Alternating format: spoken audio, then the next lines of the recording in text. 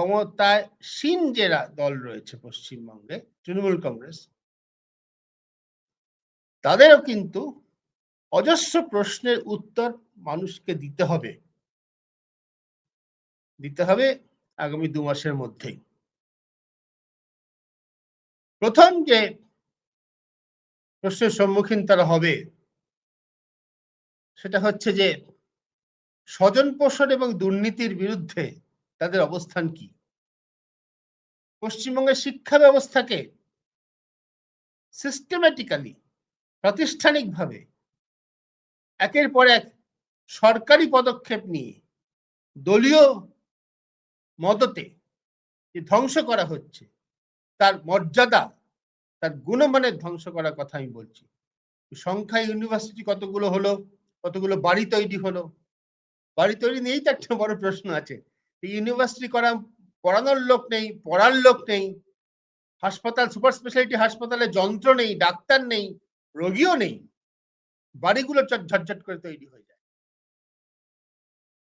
লোকে বলে কারণ বাড়ি তৈরিতে অল্প সময়ের মধ্যে আমদানি আছে। বাড়ি তৈরি একটা এমন ব্যাপার যেখান থেকে কিছু সুযোগ সুবিধা সকলেই পান আশেপাশে যারা ক্ষমতাসীন দলের সঙ্গে যুক্ত। কিন্তু ডাক্তার তো হাতুড়ি ঘা মেরে রাতারাতি তৈরি করা যায় না। একজন অধ্যাপক, যোগ্য শিক্ষা ব্যবস্থা, সেটাও তৈরি করতে বহু বছর লেগে যায়। বাড়িগুলো তৈরি হয়, আসল প্রতিষ্ঠানটা তৈরি হয় না। এই যে দুর্নীতি, চাকরি বিক্রি, হাজার হাজার ছেলে মেয়ের চাকরি গেল, এর কোনো মূল্য কি তৃণমূল কংগ্রেসকে দিতে হবে না? যদি না দিতে হয় তাহলে তার থেকে অনৈতিক, অবিবেকী ব্যবস্থা আর কি হতে পারে? এটা করে যদি কোনো ক্ষমতাসীন দল পার পেয়ে যায়, এর উত্তর আমরা জানি না। এই উত্তরটাও আমি আপনাদের সন্ধান করে দেখতে বলবো, আপনাদের আশেপাশের মানুষজনদের সঙ্গে কথা বলে, সোশ্যাল এনভায়রনমেন্ট যেটা রয়েছে তার মধ্যে একটু মিলে মিশে। এই দুর্নীতির উল্টো দিকে যেটা আসে, রাজনৈতিকভাবে যেটা আসবে এই নির্বাচনে, সেটা হচ্ছে ডাইরেক্ট বেনিফিট ট্রান্সফার, প্রত্যক্ষ সুবিধা দান। এইখানে কিন্তু অঙ্কের হিসেবটা ভীষণভাবে ক্ষমতাসীনের পক্ষে, ক্ষমতার্থীর বিরুদ্ধে। ক্ষমতার্থী যারা, যেমন পশ্চিমবঙ্গে বিজেপি বা সর্বভারতীয় ক্ষেত্রে কংগ্রেস, তাদের কিন্তু প্রতিশ্রুতি ছাড়া দেওয়ার কিছু নেই, হাতে টাকা নেই। কিন্তু ক্ষমতাসীনের হাতে টাকা আছে।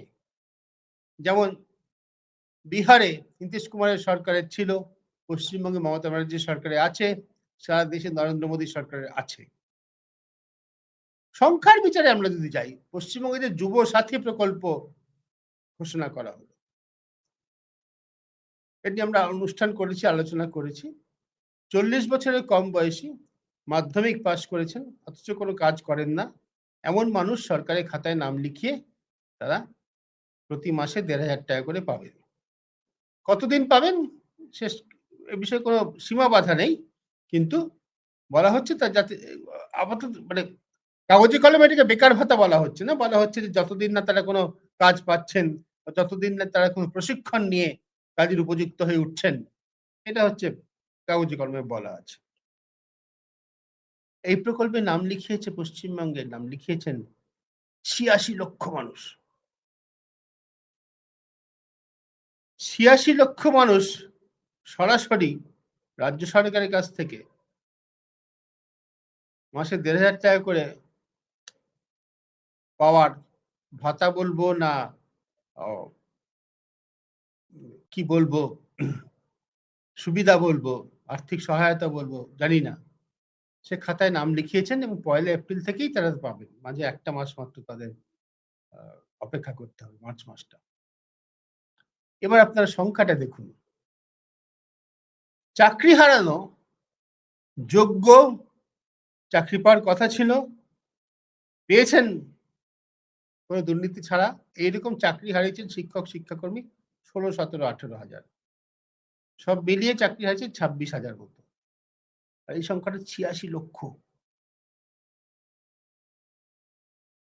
পশ্চিমবঙ্গের এবারের বিধানসভা ভোটের যখন শেষ পর্যন্ত আমাদের কাগজ কলম নিয়ে বসতে হবে, যে ব্যালেন্স শিট নিয়ে বসতে হবে, যে কার খাতায় কতটা জমা কতটা খরচ, তো এগুলো খুব একটা ইম্পর্টেন্ট আইটেম, ইম্পর্টেন্ট হেড হিসেবে গণ্য হবে।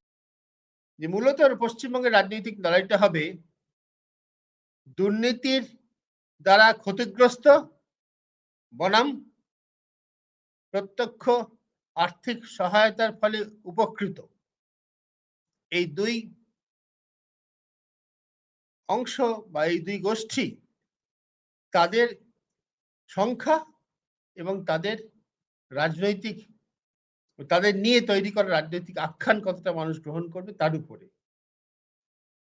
শেষ যে ফ্যাক্টরটা বলে আজকে আলোচনা আমি শেষ করতে চাই, তার নাম হচ্ছে মমতা। পশ্চিমবঙ্গে ২০২৬ সালের নির্বাচনে যদি ক্ষমতার্থী বিজেপি জেতে, তাহলে মুখ্যমন্ত্রী কে হবেন? এর কোনো উত্তর এখনো পর্যন্ত নেই। শুভেন্দু অধিকারী সারা বাংলা চষে বেড়াচ্ছেন, মমতা ব্যানার্জির বিরুদ্ধে লড়াই করে জিতেছেন নন্দীগ্রামে, কোনো সন্দেহ নেই গতবার। তাকে কিন্তু মুখ্যমন্ত্রী পদপ্রার্থী হিসেবে বিজেপি ঘোষণা আগেরবার করেনি, আমি যতদূর খবর রাখি বা বিশ্বাস করি এবারও করবে না। কিন্তু তৃণমূল কংগ্রেসের দিক থেকে নির্দিষ্ট করা আছে জিতলে মুখ্যমন্ত্রী কে হবেন। এই মমতা ফ্যাক্টর, এইটা বিরাট একটা, কি বলবো, বিরাট একটা একটা একটা ফ্যাক্টরি যাকে বলে, মানে বিরাট একটা অংশ মূল সমীকরণের, এ বিষয়ে কোনো সন্দেহ নেই।